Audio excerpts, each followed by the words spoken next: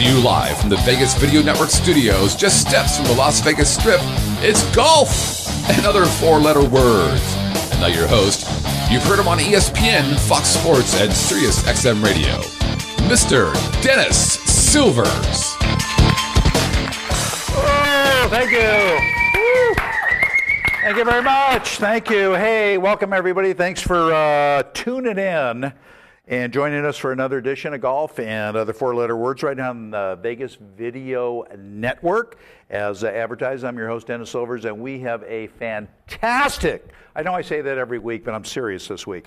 We have a fantastic show in store, so I don't want you to move. I don't want you to leave. I want you hanging with us for all 30 minutes of the show because it's going to be truly entertaining and educational, because after all, that's what we're all about on the network here, right? Let me introduce my guest. A lot of you that have been playing golf for a long time probably are familiar with him. This guy is just something onto himself. He's in a world that 99.9% of the golfers like me just dream about, love watching this guy do his thing, and we're going to get into it in depth throughout the show tonight. And of course, I'm talking about long drive competition. So we've got none other than the man right here. Let's give it up for Mike the Monster Dobbin right here. How are you, buddy? I'm good, Dennis. Thanks for having me, buddy. Do I look that small next to this guy, or can I get the phone book out, please? And, let me get up a little bit like that. Before we get in and talk about Mike a little way, there's a couple different ways, as you probably know by now, and for you new viewers that don't, a couple different ways you can get a hold of myself or Mike and send us questions, suggestions. You could send us money, gifts, or, whatever. We've got email, and that is golf. Oh, my God, look at this. Excuse me, 1 minute, folks. Oh, my God, that's better. That's better. Hey, wait a minute. I don't have to look up at you now. This is great. Thank you very much. We've got email. golf@vegasvideonetwork.com is one way. We've also got a live chat. They call it a live chat room. I don't know if you're in a room or not. You could be in your car. But we call it live chat. You could do it when you go on to vegasvideonetwork.com. You hit that live chat button and you could send us questions and, again, suggestions, criticisms, whatever you want. And we expect to hear from you a lot tonight when we talk to Mike. Also have a toll-free line for you. That simply is 866-966-4599. 4599. Okay, there's a lot of nines in that number, but again, 866-966-4599 is the toll-free number. Also, want to make mention and give proper respect to a couple of strategic departments that we have here on the network. The first one being Golfer's Guide. Okay, you could go to LasVegasGolfersGuide.com and check them out. Biggest publication in the country, regional, has great stories on golf courses, restaurants, golf tips, so on and so forth. You can also, as you see, go to their homepage, and they are streaming our show live every week as we speak. It's a great publication, so check them at golfersguide.com. Also, something brand new we're very excited about. We've done a partnership with AM 1400 KSHP. We call it Friday Night Features. Every Friday night from 6 to 10 p.m., they re-air all of the audio on all of the shows here on Vegas Video Network. So we're very excited about that. It's very cool. You're cruising up and down the strip, just blast it, roll down the windows, and I think I'm the first show on at 6 o'clock. So we're going to have a good time. All right, let me get into tell you a little bit about Mike. Well, let me go to the four-letter word. Okay, the four-letter word for tonight on the show is, can you guess? It's long. Okay, our guest tonight personifies long when it comes to hitting the golf ball. Longest drive in competition, if I'm right, Mike, 462 yards? That's correct, yeah. Okay, give or take a couple of, fractions like that. Set in 2007 at Dragon Ridge Country Club right here in Las Vegas, a new world record that is still standing of, get this, folks, 551 yards. set in a Butch Harmon tour event. 551 yards, Mike, is longer than some of the vacations I've taken. No doubt. How in the hell did you do that? Well, to tell you the full story would take a little while, but basically what ended up happening was it was the first day of the tour event, and through the first 17 holes I hadn't played well at all, and I was already out of the tournament. The 18th hole there is 553 yards, slightly downhill, split fairways left and right, and I got up on the tee. I was like, cool, I can finally actually, go ahead and hit a drive. Let it go. Let it go. And I didn't really care where it went because I was already out of the tournament anyway. Sure. So whether I made 3 or 10 on the hole didn't matter. And so I went for it, swung it as hard as I possibly could without ending up on the ground on my butt. And the shaft broke across my back on the follow through. Wow.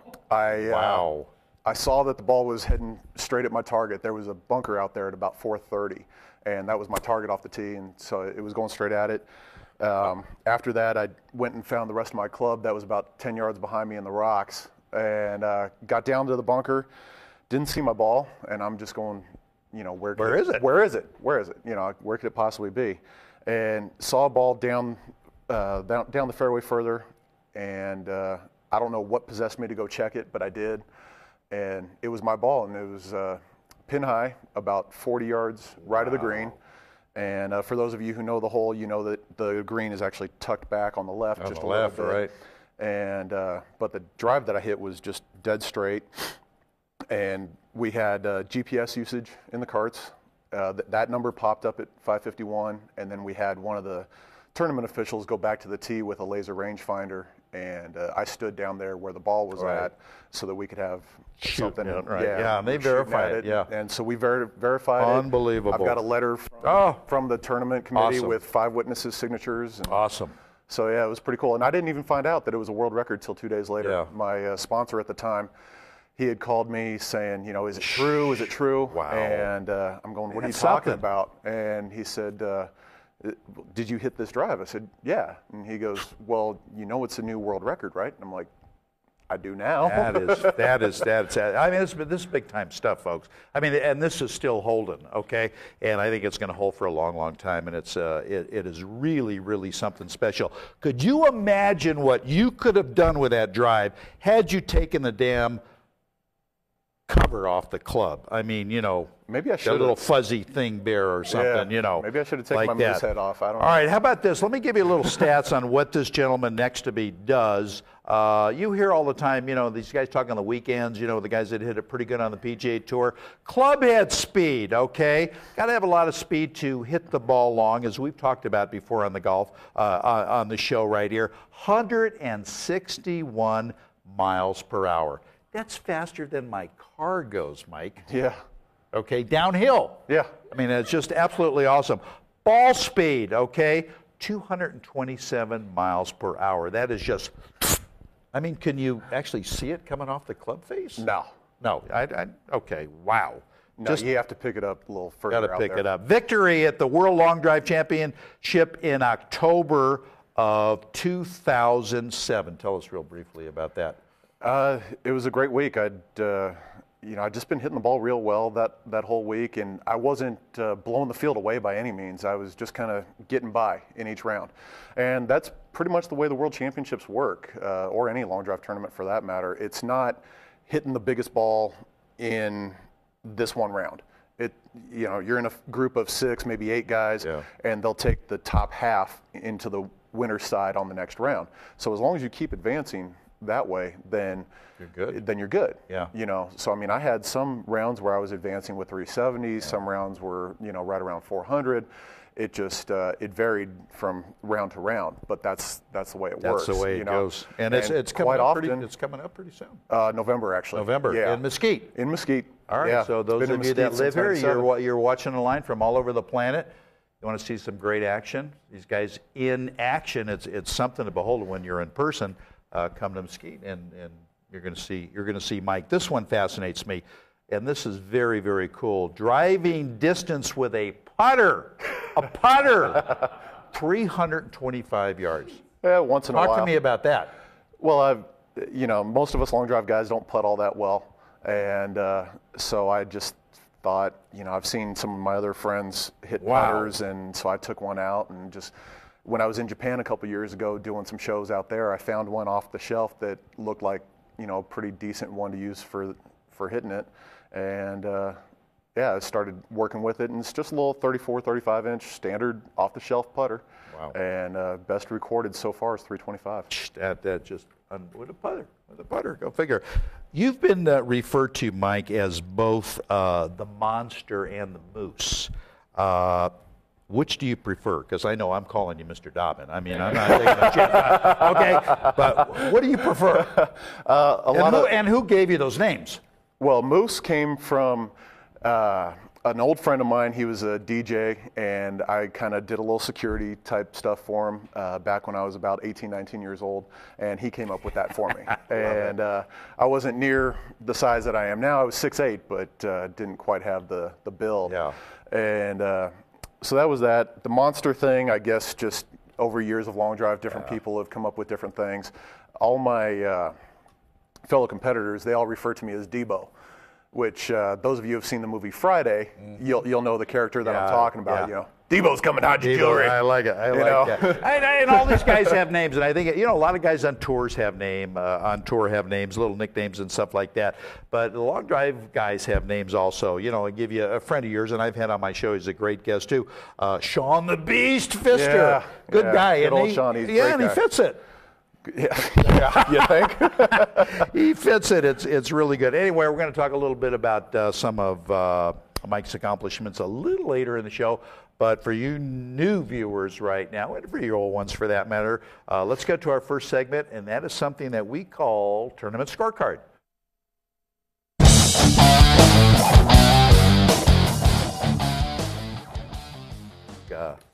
Hi, welcome back, Golf and Other Four-Letter Words. I'm your host, Dennis Silvers, with Mike Dobbin right now on Vegas Video Network and Tournament Scorecard. Mike, as you know, last week, Fredrik Jacobson from Sweden. I don't get this. You know, he spells it the exact same way as, you know, Peter Jacobson. Sure. But obviously, because he's from Sweden, it's Jacobson. So we'll give him that little flair. Wins his first American PGA Tour event last week by capturing the Travelers Championship at the great golf course, River Highlands TPC course in Cromwell, Connecticut. And he wins just a titch over $1 million, $1,080,000 to be exact, moving from number 52 to number 20 on the money list with a little bit over $2 million.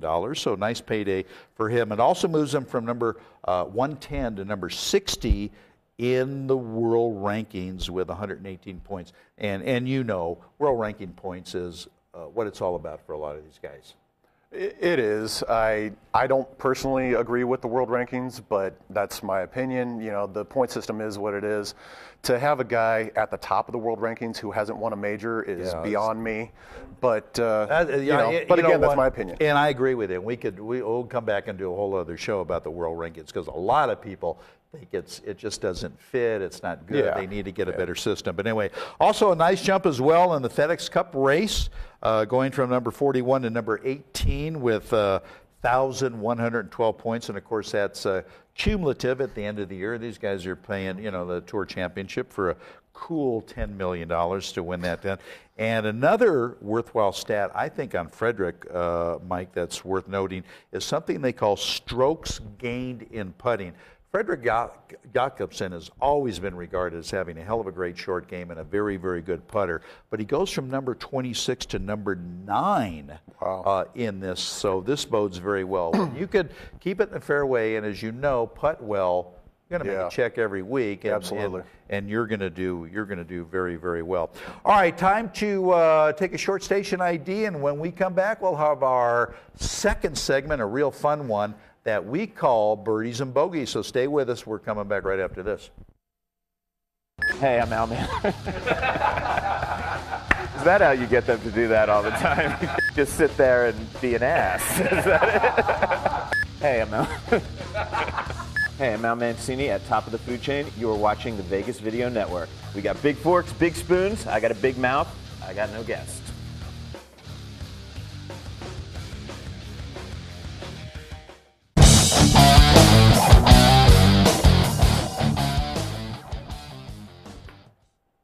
All right, welcome back. Golf and other four-letter words. I'm your host, Dennis Silvers, with Mike Dobbin, the current world record holder for long drive. I think a guy like Al Mancini with that, he'd be a good teaching professional.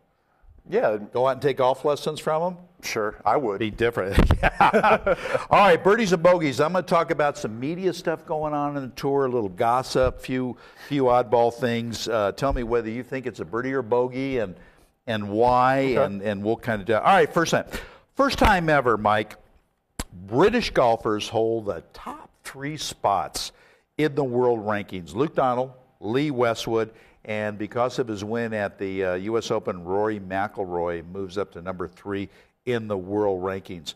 Does this mean it's going to be tea and crumpets for the PGA Tour, or what's going on? Birdie or bogey? It's an interesting topic, and I'm going to have to go with birdie. I think it bodes well for golf worldwide. Yeah. And it really shows just anybody that, if they think they've got the game, there's a place where you can test it. I think the European Tour's gotten a lot better in the last 5 to 10 years. No doubt. No doubt about it. Yeah. I mean, and the rankings show it. McIlroy, after his blow-up at the Masters, I said that day, I said, this kid's going to be back quick, because the way that he handled that was so impressive. Yeah. I didn't expect it to be the U.S. Open, but, congrats to him. Great performance. Great Absolutely. performance. I think it's good, too, and it shows you, this golf now is truly a global game, and you find that in long drive competition, because absolutely, you're competing with guys from all over the planet. So I agree with you. I think it's a birdie. All right, University of Minnesota director of golf, a guy by the name of John Harris, used to play a couple senior tour events, resigned after only 1 year on the job. He's leaving while he's being sued by his former assistant, a gal by the name of Katie Brenny, who claims that Harris mistreated her after learning she was a lesbian. And, of course, he denies it, says he just wants to spend more time with his family, go a different direction. I don't know. Birdie or bogey? Definite bogey there. Yeah. Definite bogey there. I mean, I don't think it needs much opinion or explanation there. I don't think so either. So to treat an assistant coach that way, that's just that's not good. It's going to be interesting to see where this lawsuit goes. All right, we got somebody on live chat, Scott. We do. Yep. Nate wants to know, who do you guys think is the best hope for U.S. golfers? Ooh, good question. That's Nate? a very good question. What do you think? I'm gonna go ahead and have to go with one of my friends on this, Nick Watney. Nick Watney, local guy here in Vegas. Yeah. Got a really good head on his shoulders. Didn't quite finish the job at the PGA Championship last year, but shows a lot of good talent, a lot of promise for young American golf. And I think he's going to be a definite force to be reckoned with. Yeah, on I the do American too. stage. I think that's a good pick. As they say, he's a local guy, works with Butch Harmon's, got all the talent in the world. Happens to be an early 25-1 favorite at the Open, next month. But I think that's a good one, and he's a great kid too. Not He a is. kid, but he's a great guy too. All right, at the Heston Golf Park in Wichita, Kansas. 2 golfers. These guys are strangers, Mike. They're paired together. They come up to the par 3 17th hole, plays about 212 yards. One guy gets up, hits a 6-iron into the hole, cans it for a hole-in-one. The other guy gets up right behind him, hits a hybrid, flies it right into the hole for a hole-in-one, too. Wow. 2 hole-in-ones back-to-back with the same group. The odds on that are 17 million to 1. That is Got to be a birdie. Oh, absolutely, without question, it's Fantastic. a birdie. Yeah, it's fantastic.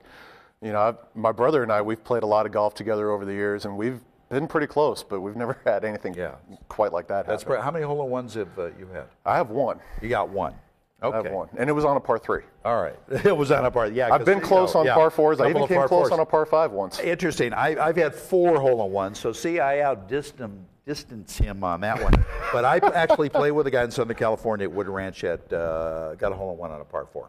No kidding. Very cool to see. That's very cool. All right. Organizers say the winner's purse for next month's British Open is going to raise to $1.43 million, not pounds. million dollars, an increase of, that's how they say it over there, it's poons. How many poons you want? You know, an increase of almost $80,000. In 1993, Mike, Greg Norman won at Royal St. George's, where this tournament's going to be. What do you think his check was? Winner's check, $160,000. Okay, I was going to go lower than that. That's how things come along. Birdie or bogey for that? You know, I really would have to say bogey on that one. I think the purses are getting a little ridiculous. You know, you and I are thinking, I agree with you. I didn't think you were going to say that. I think they're getting way out of hand. Yeah. I mean, honestly, how much money do those guys need to make? That's what I'm saying. And they Seriously. all look at me, they want to kill me. Yeah. I mean, come on, $1.5 million for a week's work. I mean, I know these guys are independent contractors. They got to make a living. They got a certain lifespan. They got to pay their agent, their caddy, their jet fuel, and everything else. I agree with you. I agree with it's a bogey. Good for you. All right, Tiger Woods has been hired. I love this. Tiger Woods has been hired as a pitchman for a Japanese heat rub used for what else? For, you know, muscle and joint pain. Okay, that's not the only pain this guy's got in his joint, but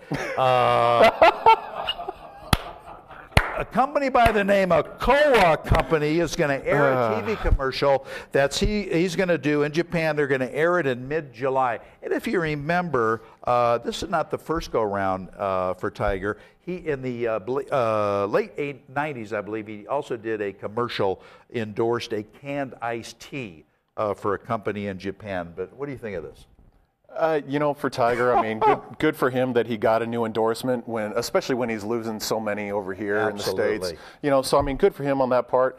And just on a slightly different note with Tiger, I hope he recovers and comes back as the player that he was before. Yeah. But he's got to find a little more of his natural swing that I think that he's lost over the years, and he's got to get that. He's got to get his mental game right again, and he's got to get that knee fixed. But I agree with you. You know, it's hard to believe the guy does need the money. Number one, and you know, you never want to turn it. And I'm sure they're paying him some good, healthy money. But it just seems a little bit peculiar. But you know, everybody wants him to come back.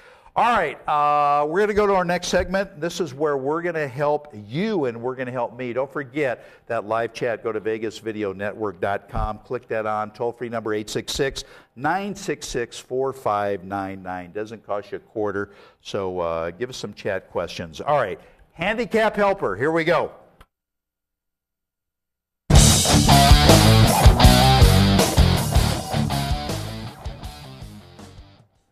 All right, welcome back. Got to wake up the guys behind the glass a little bit, I think, with some of this stuff. Dennis Silver's along with Mike Dobbin. All right, golf and other four-letter words. Here it is. Jason, these are email questions too. Jason, Mike, says that he would like more distance. Really? Really? Like everybody else? Me too. How does he get more club head speed? That's a legitimate question. It is a legitimate question, very legitimate. First thing, really, you got to see if your shaft that you're using fits you, first and foremost. Because if it doesn't fit you, you're not going to get the distance that you could. So golf fitting, or golf club fitting rather, is so important and so overlooked, especially by the higher handicappers. They don't realize how important it is. You know, if the best players in the world are fitting their stuff to themselves, shouldn't all of you? I mean, that's kind of my take on that. However, to get on to the other side of it, just, fitness-wise, being more flexible. People overlook flexibility in a big way.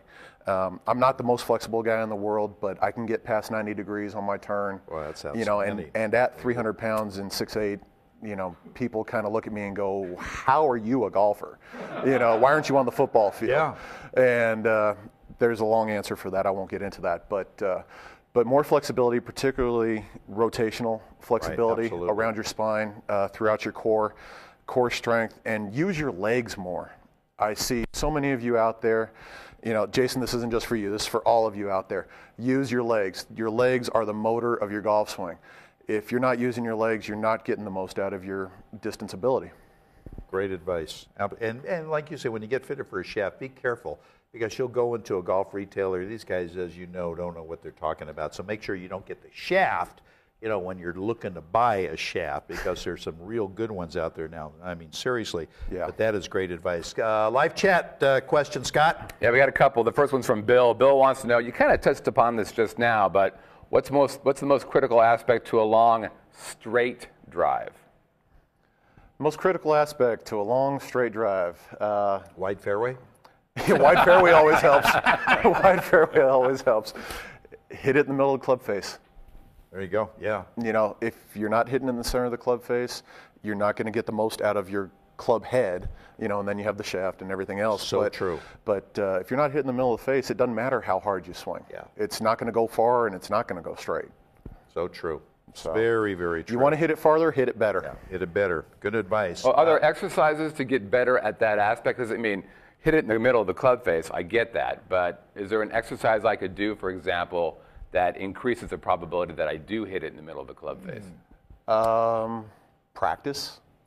Oh my God, Mike, really? Well, you'd be surprised how many people, go out when they haven't practiced and they're playing once a month, once every 2 months, and they're expecting these great things. It's like, it ain't gonna really? happen. Yeah, you got to be realistic. You got to be realistic. Practice. But practice would be number one, of course.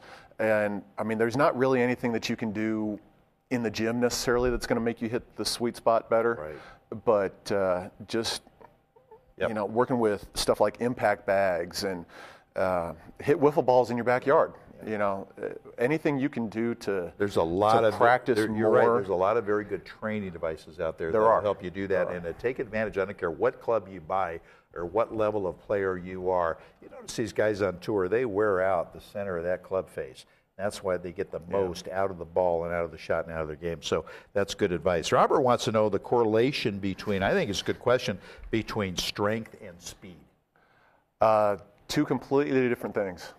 Okay. Quite honestly. You have fast twitch muscle fibers, you have slow twitch muscle fibers. And with my career and what I do in long drive, I train for both. During the off season, over the winter time, it's mostly power, strength, building that good power base. And then as I get closer and closer to tournament times, it's all about the fast twitch muscle fibers, because big, strong muscles, if they're moving slow, they don't help. Right. So speed is such an important factor in golf, and as far as hitting it far.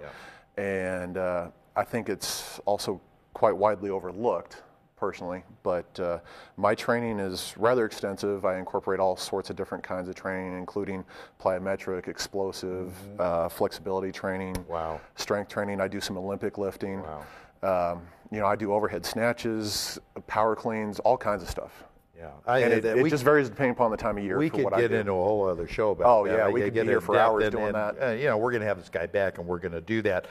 Real quickly, we got another live chat question, but real quickly, I always thought that tension was the biggest killer of speed. Yeah, absolutely. That's actually my last little thought before I take the club back, especially when I'm in competition, is loose hands. Loose hands.